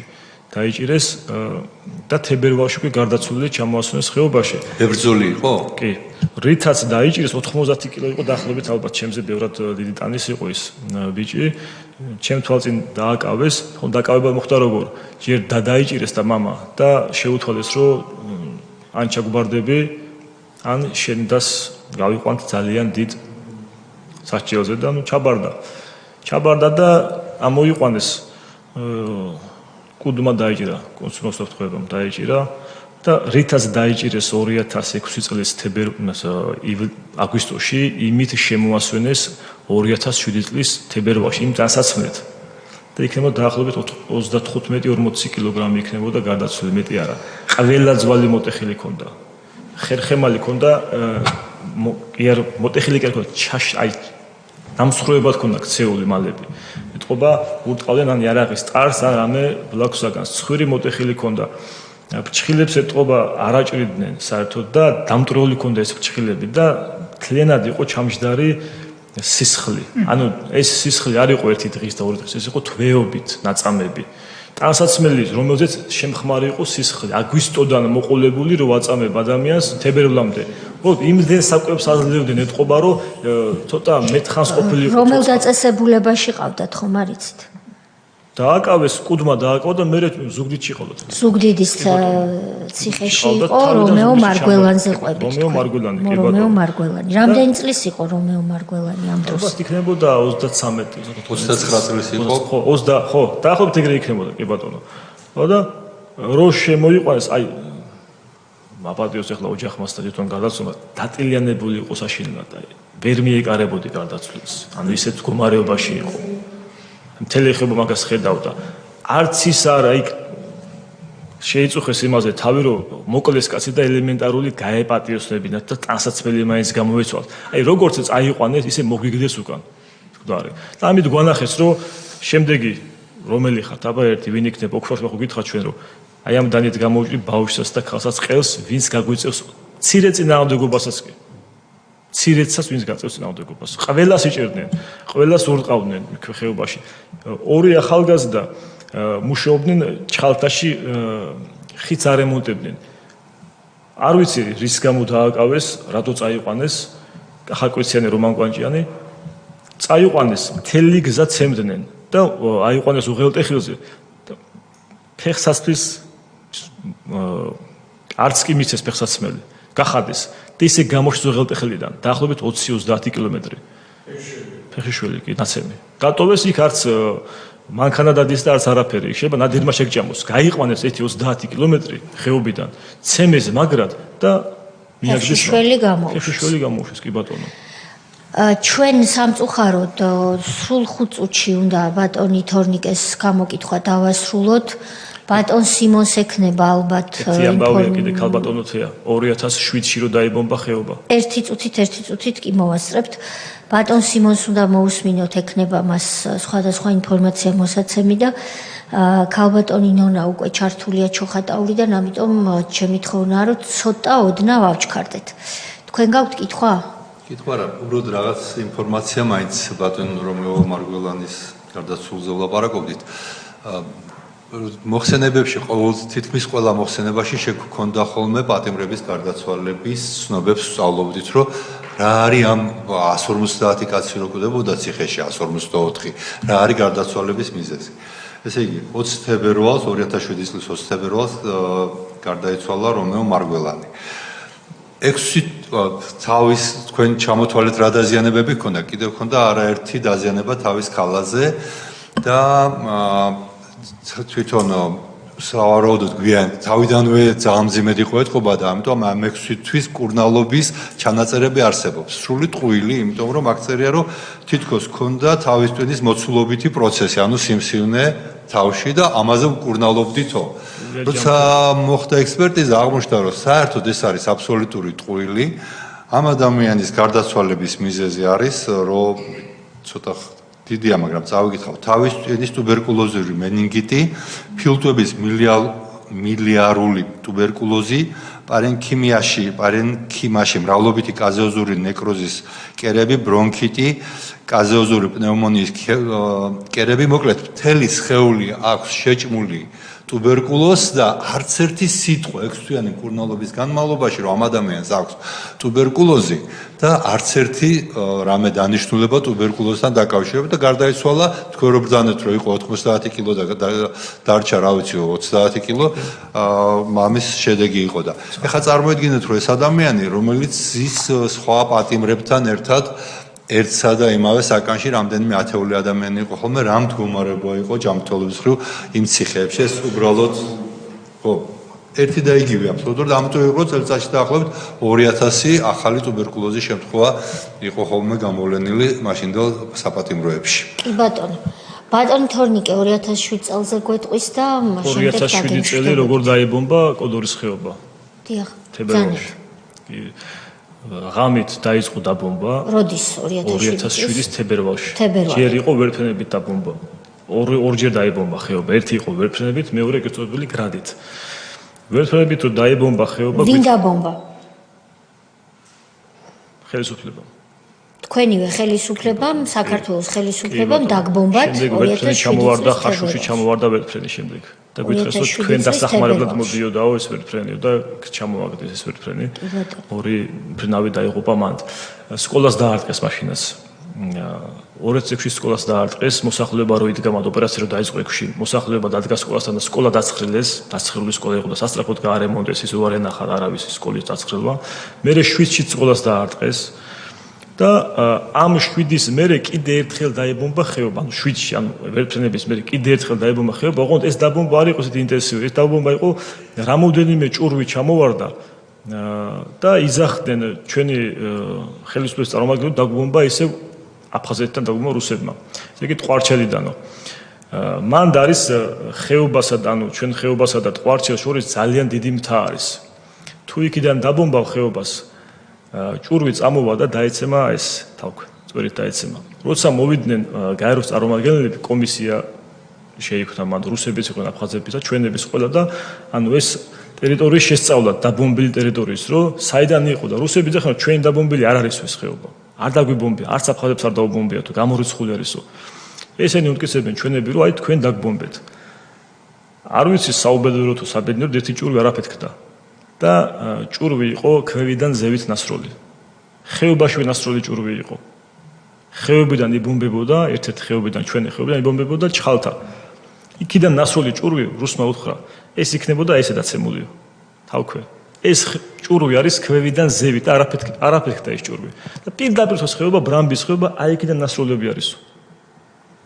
ეს გაერომ დაადასტურა. კი ბატონო, ამ ყველაფერს ამზადებდნენ, რომ აი ყველაფერი იქითკენ მიყავდათ ნელ-ნელა, რომ საბოლოოდ ჩაებარებინათ ხეობა. აი მიყავდათ ყოველდღიურად, მერე ჩვენ გაეროს წარმომადგენლებთან ხო არის გასაუბრება, რომ თქვენ რა ნახეთ, როგორ გაიგეთ, ადროს დაიწყო. არავის არ გვაყარებდნენ. აბსოლუტურად არავის, გვიკრძალავდნენ ყველაფერს. ბატონი ირაკლი. ერთი ესეთი შეკითხვა და სიტუაციური ანალიზი, იმიტომ ამას აქვს ძალიან დიდი მნიშვნელობა. ზოგადად კრიმინალის ფაქტები ფიქსირდებოდა ხეობაში. ხო, ეს იყო მოცემულობა, რომელიც არსებობდა. ამის უარყოფა არ შეიძლება. მაგრამ მე ერთი რამის თქმა მინდა. ანუ გარკვეული გამართლება გარდა თქვა სამხედრო თვალსაზრისით, რომ ხეობას მეტი გამაგრება ჭირდება, რომელიც სამხედროების გადასაწყვეტი არის ალბათ.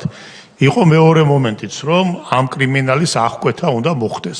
ამას ჭირდება დიდი sapolicio ოპერაცია. თქვენი როგორც ერთი ადამიანის და თქვენიც ბატონო აზრი მაინტერესებს.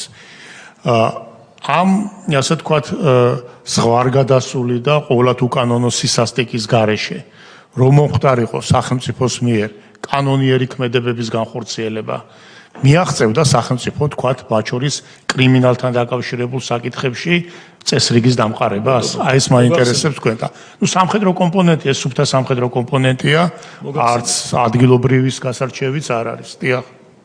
კი ბატონო, კრიმინალი უნდა აღიკვეთოს, იმიტომ რომ მან ხდება დანაშაულები, ერთ-ერთი არის სიტყვაზე ძარცვა, ყაჩაღობა, მკვლელობა. ყველაფერი გააკეთეს, რომ შემოვიდნენ.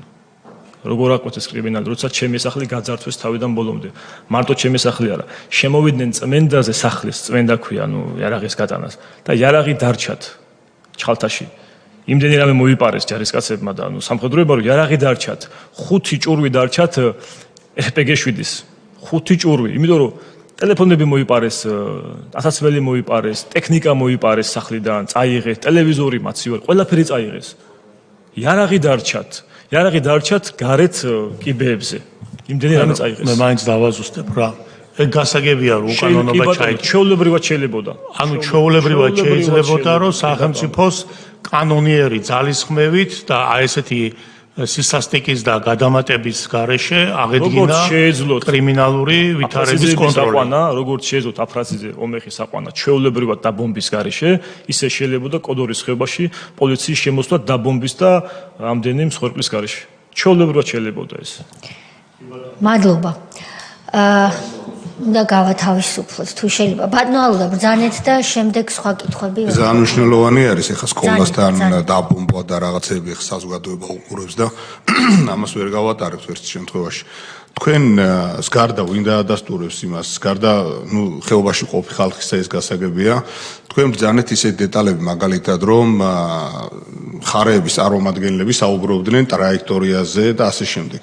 თქვენ იქესრებოდით? კი ბატონო, ჩვენ ამ საუბარს გაეროს წარმომადგენლები მოვიდნენ. უშუალოდ თქვენ პირადად. მოვიდნენ, ჩვენ გვითხრეს მოსახლეობას და მე რუსებმა გვითხრეს ჩვენ რომ ჩვენ ნასროლი არ არის ეს ყველაფერი. არა, ეს როცა ეს ჯელობა მიდიოდა. ჩვენ ვიყავით, მაგრამ პოლიცია არ გვიშვებდა ჩვენმანთ, მაგრამ მე უკვე გაეროს წარმომადგენლები მოვიდნენ, მაგრამ ჩვენ არ გვალაპარაკებდნენ პოლიციამ, ესენი წავიდოდნენ, მე ჩვენ ჩვენებოდ. ხო, მაგრამ ისინი ინფორმაციას გაწვდნენ. რუსებმა ჩვენ გვითხრეს რომ ეს ჩვენი ნასროლი არ არის. არანაირად და მან კონფლიქტის მოვიდათ მაგაც. ეხლა ისე ვერ დამალეს ეს ინფორმაცია, თან ეხლა იქ ჩვენი ახლობლები ძალიან ბევრი იყო და ეს ჭურვი აი ვინ ესწრებოდა უშუალოდ ამას? ჩვენი მხრიდან ვინ ესწრებოდა? საქართველოს მხრიდან ამ შეხვედრას. ადგილობრივი ხელმძღვანელები ესწრებოდნენ მან ეხლა მან ყველა ერთი იყო, თავდაცვის პოლიციის ყველა ერთი იყო და ჩვენ იქ არ გვიშვენ უბრალოდ ეს ჩემი ნათესავის არა, რატო გეკითხებით? შეხედეთ, რატო გეკითხებით, იცით რომ ამას გარდა ის ვინც ესწრებოდა, ის გამოსაკითხი გახდება ყველა ვარიანტში. ხო და აი ექნება რომ გითხრათ რომ იდენტიფიცირება მოვახდინოთ ეს ზოგადად ხო ვერ დავკითხავთ ყველას. ეს გვარისახელი არ მახსოვს იქ ვინ ესწრებოდა, მაგრამ ჭურვი ეხლა მეც ცოტა კიდე ერთი კითხვა მაქვს. ვერტფრენი რომელიც ვერტფრენიდან იბომბებოდა, ხო ესე? კი, ვერტფრენი. თუ ბომბდამშენი იყო? ვერტფრენი იყო მე-24. კი ბატონო. ის ჩამოვარდა მე-24. იმას ამოსაცნობი ნიშანი ექნებოდა და როგორ გახსოვთ საქართველოს დროშა ქონდა რაიმე ამოსაცნობი ნიშანი ქონდა 6-ში რო შემოვიდნენ რო ბომბავდნენ როცა დაიბომბა 6 იყო 7 როცა იყო კი ქონდა ქართული დროშა ქონდა აბა რა იყო ბომბავდნენ ბატონო 6-ში რო შემოვიდნენ რო დაბომბავდა ამას ხეობას ვერტფრენი მე დესანტს გადმოსხავდა ხოლმე იქვე და მე მიდიოდა ეს იდენტიფიცირებულია ხა დესანტი რო გადმოისხმება საქართველოს დესანტი არის აი 7-ში რო საუბრობთ ნახე სკოლასთან რო დაიბომბა და საკითხი დადგა ლოგიკური კითხვა ისმება საკითხი დადგა იმაზე რომ ვინ დაბომბა შემოფრინდა საკენით დაარტყა ჩხალთას გამოვიდა საკენით ხო მაგრამ ამოსაცნობი ნიშანი ახლა რომ წარმოვიგინეთ მე-24 საკმაოდ დიდი ვერტფრენია არა ღამე იყო მაგრამ კოდორის დაბომბა თუ ხდება აფხაზეთიდან ქვაფჩარეთ უნდა ამოვიდეს ვერტფრენი და მოფრინდეს მარუხიდან აქ ჩვენი ტერიტორია უნდა გადმოიფრნა მაშინ ეს ფლადვარესი არის არა ეს გავიგეთ ჩვენ ლოგიკას კი მიყვებით კაცო არა ნახე ვერტფრენი ბომბავს ამხელა აგრეგატი მოსშაობს აირში საკმაოდ დაბალ მანძილზე უნდა ყოფილიყო იმიტომ რომ მაღლა ვერ იქნებოდა ვერც ეს შემთხვევაში იმიტომ რომ არ აქვს ეს მანევრის შესაძლებლობა მით უმეტეს ზევით და მით უმეტეს სვანეთში ამიტომ ადვილად ასაქმელი არის ამოსაცნობი ნიშანი ხო და აი საქართველოს დროშა უნდა ქონდეს, ნომერი უნდა ქონდეს. ბატონო? აქ დროშები. ანუ 2007-ში რო დავადგინოთ 2007-ში ბატონო 2007-ში რო იყო დაბომბვა და მიდის დისკუსია ვინ დაბომბა, ანუ საკუთარ მოსახლეობის დამობვა, მძიმეს დანაშაულია ეს. კი ბატონო. ის ალკე საკითხია, სად ევაკუაცია ასე შემდეგ ეს, მაგრამ საკუთარი მოსახლეობა, თქვენ ახსენეთ სკოლა მოსკოლასთან შეეფარაო მოქალაქეები, ჩვენი მოსახლეობა და საკუთარი თავმჯდომარის კითხვაზე წამოვიდა ხელისუფლება და დაბომბა მიზანი მმართველობას. ეს არის წარმოუდგენელი დანაშაული და ამიტომ გვაინტერესებს დეტალები, ხო გესმით? ამოსაცნობ ნიშნებს ვერ დაინახავ. ღამე და 2007-ის დაბომბვა ღამე ვერ დაინახავ. დაახლოებით 12 საათი. ეს მნიშვნელოვანი დეტალია. ანუ ჩვენ რო სწორედ დავსვათ წერტილი აქ 2007-ის დაბომბვა მოხდა ღამე. ღამით, კი ბატონო. გავიგე, მადლობა. დაახლოებით 12 საათზე. ორი ვერტფრენი ბომბავდა. და 6-ში ჩოლობრივად ხედავთ როგორ ჩამოდიოდნენ, დაგბომბავდნენ, მერე გადმოსხავდნენ დესანტს აჯარაში, ანუ სოფელ ჩხალთაში. მერე მიდიოდნენ. ეს უკვე იქაც სკოლას დაარტყეს პირველი მოსახლეობა იდგა მან გამოსული სკოლასთან და ხელება აწეოდა პირდაპირ სკოლასთან. მან ერთი 10 ბავშვიც იყო მან სკოლა. მერე სკოლას მოეფარნენ. ძალიან ბევრმა ისეთი ტრავმა მიიღო მერე ფსიქოლოგიურად დღემდე უჭირთ საზოგადოებაში ყოფნა დაბომბები და ძრავის ხმაზე ძალიან დიდ შოკში ვარდებიან და დაუმახინჯეს ხალხს მთელი ცხოვრება ბავშვებს ბავშვობა წაართვეს და ხუცებს კიდე სიბერე დაუმახინჯეს ასე რომ იქ რაც ხდებოდა კოდორის ხეობაში ერთი დიდი ციხე იყო დიდი ციხე იყო, ყველა შეეძლო დაეჭირე, ყველა შეეძლო გაესამართლებინე, მოვიდოდა ეს მანქანა არ ვერ გაარკვევდი ვინ იყო, პოლიცია იყო, თავდაცვა იყო, გაგიყვანენ ტყეში, გაწამებდნენ და წამოვიდოდნენ. ეს იყო ჩვეულებრივი, ყოველდღიურობა იყო, აი, კოდორში ხდებოდა ჩვეულებრივად ეს ყველაფერი. კი ბატონო. და ერთი რაღაცა ჩვენ მუშაობდით ტყეში. ყავდა ბრიგადები, იქ კოდორის ხეობაში ხდებოდა გათბობა, შეშაზე იყო ეს ყველაფერი.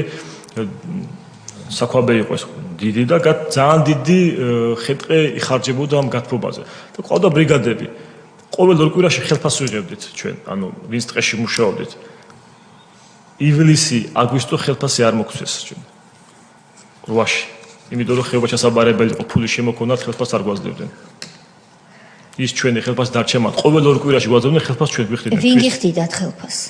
აი ადამიანური ხელმის იყო მან პოლიციის კი ბატონო. და მაშინ ხელფასები არ დაარიგეს. არასუ ჩვენი არავის ხელფასი არ დაურიგეს. ივლისი, აგვისტო, აგვისტოში არ იყო. ივლისში ხელფასები არ დაარიგდა ხეობაში. გასაგები. ბატონო თორნიკე, მადლობას მოგახსენებთ მოგზანებისთვის და ჩვენ დავრჩეთ თანამშრომლობის რეჟიმში, მანამ სანამ კომისიას უფლებამოსილების ვადა არ მოეწურება, ვინაიდან 2008 წლის აგვისტოს ომის და მანამდე რა კონტექსტიც შეიქმნა ცხინვალის რეგიონში თუ დალის ხეობაში, ამასთან დაკავშირებით დასკვნის შედგენისას ჩვენ კვლავ დაგვჭირდება თქვენგან სხვადასხვა რჩევა თუ ფაქტობრივი ინფორმაცია. ბატონო სიმონ, რაიმეს ხომ არ დაამატებდით ბატონი თორნიკეს ჩვენებას? დასამატებელი ხალბატონზე არაფერი არ ახლა. ეს მიზან მიმართულად მიაჩნია ყველამ ცხოვრებსაც კოდორის ხეობიდან ვინც არო მიზან მიმართულად იყო შემოყვანილი ეს ჯარი ხეობაში და რომ დაგვეტოვებინა და გამოსულიყავით. თქვენ ბრძანებით ბატონ თენგიზი გკითხავთ ცოტა ხანში. თქვენ ბრძანებდით წეღან რომ 2007 წელს დაბომბვასთან დაკავშირებით თქვით რომ ღამე დაიბომბაო და ამოსაცნობი ნიშანი რაც ბატონმა ალუდა მიკითხა ვერ დავინახავდითო და იმ დაბომბვაზე რა შეგიძლიათ თქვა 2007 წლის დაბომბვაზე? ის შემოვიდა,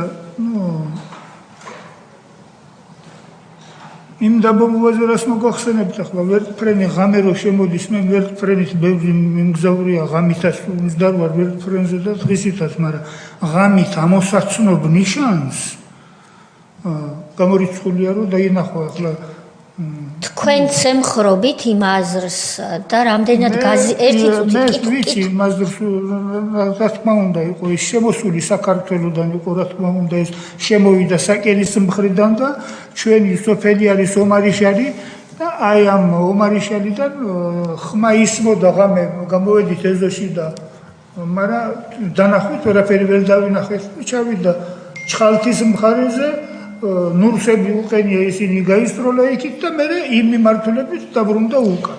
ანუ კითხვას ვცვავ კიდევ ერთხელ თქვენ თვლით ისევე როგორც ბატონი თორნიკე რომ სააკაშვილმა დაბომბვა საკუთარი მოსახლეობა ამას ამბობთ? ამას წინ არაფერი არ ვთქი. რამდენად გაზიარებულია ხეობაში ეს აზრი? სულად.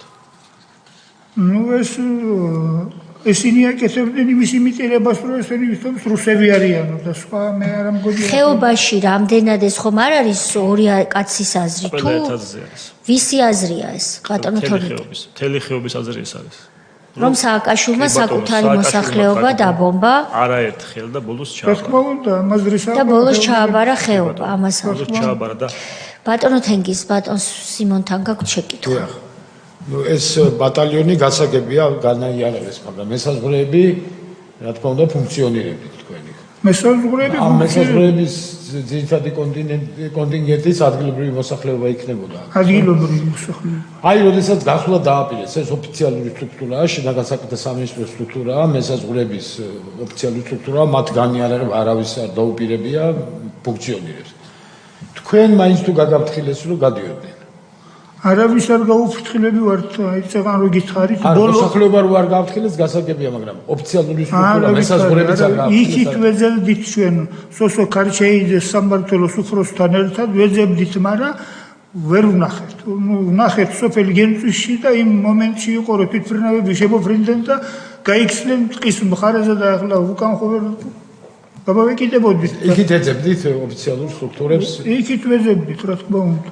და ჩვენი შეარაღება რაც გაგვაჩნდა და ის უკვე 12 წლის იყო ბოლოს მართლა იყო რომ ესაზღვრები გამოვედით დავტვირთეთ ბანკებზე და ჩვენი რაც იყო ტექნიკა და ის გამოვიყვანეთ ჭუბერში და მე მესტიაში ჩავაბარეთ დამართვით. ესე იგი ერთადერთი რაც იარაღი იქიდან გამოვიდა ოფიციალური იყო თქვენ ადგილობრივი მოსახლეობა რომელიც სახურობდით სასაზღვრო შენაერთებში თქვენ წამოიღე და მოიტანეთ ისევ საქართველოს კონტროლირებად ტერიტორიაზე. ჩვენ გამოვიტანეთ იმათმა დანარჩენმა დატოვეს ადგილს.